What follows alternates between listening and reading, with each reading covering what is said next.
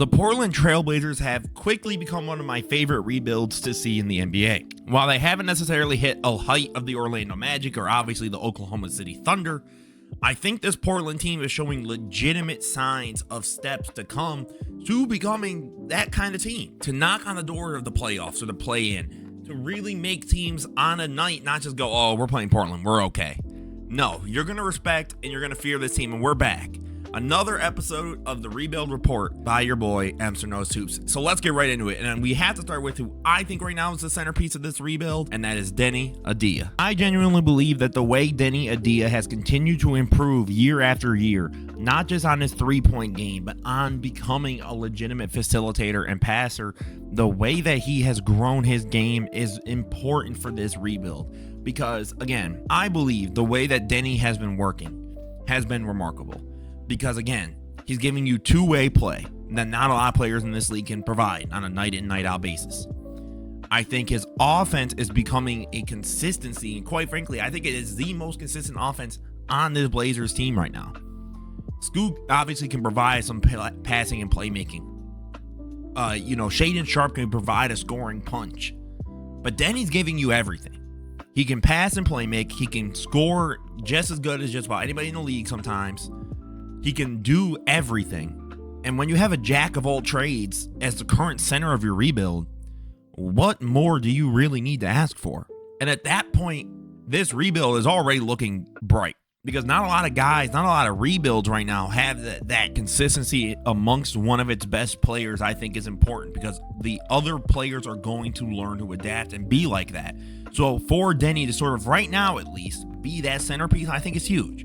And it makes me very confident in the Trailblazers because they're realizing how they kind of got to build. And I think Deni as a secondary playmaker, hoping that Scoot comes along, or even as a primary for a little bit, is not bad at all. It's Jalen Johnson-like.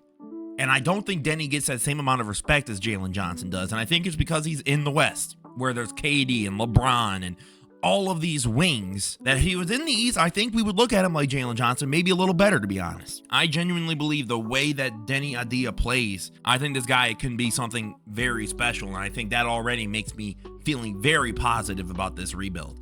However, we need to talk about Scoot Henderson, who this team hoped was going to be the superstar of the rebuild, and how he's coming along. Scoot Henderson in his sophomore year has shown legitimate signs of growth. Obviously, he's still a very good passer, and it's showing signs of developing that playmaking outside of just, having to rely on his freak athleticism.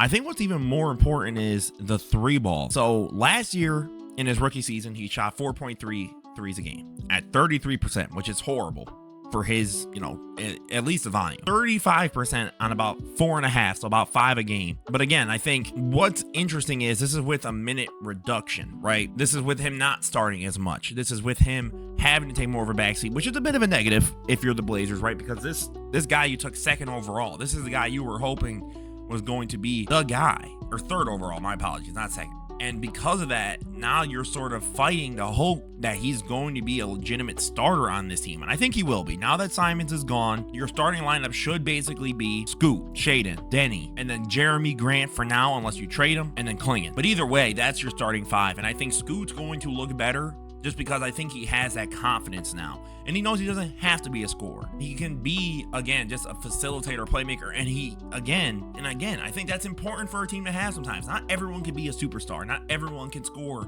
20 to 25 a game. I think if you're the Blazers, while obviously you hope Scoot would be better for what he was at the pick that you got him at, I think what he's showing you is just as, if not more valuable, because now you have room for other guys to grow and you're not already like, okay, well, Scoot has to be our guy. The Blazers are not moving like that. And that, again, makes me really confident in this rebuild, because some teams, they try and force it. They draft a high up guy and they're like, this is our guy. We're going to just move heaven and earth, make it happen. He's the one. And sometimes it works out, right? Like you have the talent, it just shows right away. But they didn't do that with Scoot, right? Scoot only started 10 games this year. So I think it's already clear Portland is very, very self-aware in this rebuild, and that to me already shows this rebuild is going to a different level. Shaedon Sharpe, I think, is the final piece that we really need to talk about. The scoring punch. The guy who's supposed to kind of be your primary scorer every single night. I think this season shows a lot of good signs if you're a Trailblazers fan, right? I mean, he averaged 19, 5, and 3. right? Again, he's a scoring punch. He's not necessarily your all-around superstar. I'm concerned about his three ball. Every year since his rookie season, it's gone down, and the volume has only gone up. So at what point do you kind of, as you know, the development staff or coaching staff go, Shaedon, clearly this isn't working.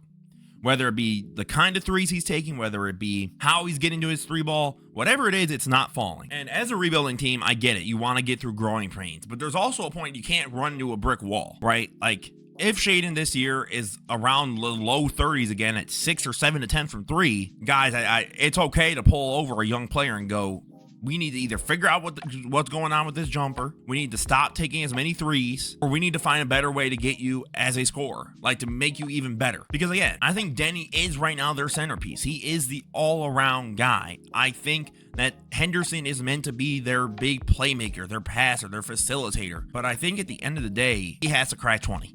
I really do. I think if he could get you 21, 22 next season, I think the rebuild probably going in the right direction, because I'm assuming that at that point you probably got him and Deni getting you close to 20 plus a night. You still have Jeremy Grant, unfortunately. You got Donovan Clingan, whose scoring's not meant to be a thing. Scoot, I think, will probably increase the scoring a little bit, but again, he's meant to facilitate and pass and play make.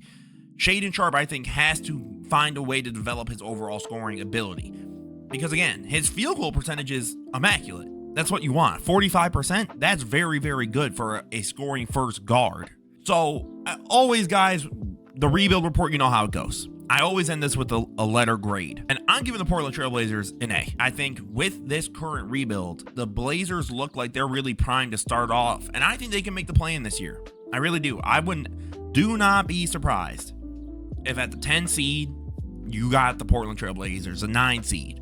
Because again, this team defensively is legit, right? You lost Aiden, I get that. But now you Clingan, I'm assuming, is going to have the build, right? The cardio, the exercise level, whatever you want to call it, the physique will be there now. Like, he'll be prepared for the NBA level and higher minutes. And I think you still had Tamani Kamara. Portland has a direction, right? They have veterans there now. Dame has been brought back. Drew's there, even though clearly he doesn't want to be, but that's a different story. And I think they can help this locker room. I think they saw what Houston did and said, we can kind of do some of that. Like, we can bring in vets who can help guide our young guys night in and night out, and they can help develop them in some ways that maybe our training staff just can't. I think what you're going to see from this team is probably going to be a lesser Rockets.